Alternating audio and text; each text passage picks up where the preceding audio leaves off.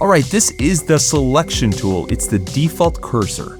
And it's great because it allows for multiple actions without having to switch tools. I can select clips, I can move clips, and even adjust edit points. The selection tool is great for basic editing tasks like organization or positioning keyframes.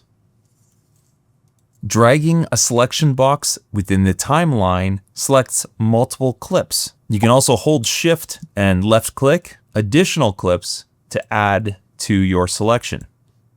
And holding Alt for PC or Option for Mac will allow you to select only the audio or video of a clip instead of both at the same time.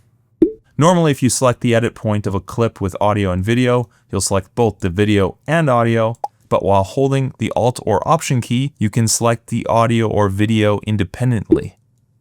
Now, double-clicking a clip with the selection tool opens it up into the source monitor. Now, before clicking and using that selection tool only, I would still recommend using shortcuts when you can. Overly relying on clicking and dragging can place strain on your wrist and can cause pain. But in some cases, the selection tool can be a faster, more intuitive option than using shortcuts, such as selecting multiple edit points at once, or even moving a clip quickly out of the way. It depends on the task.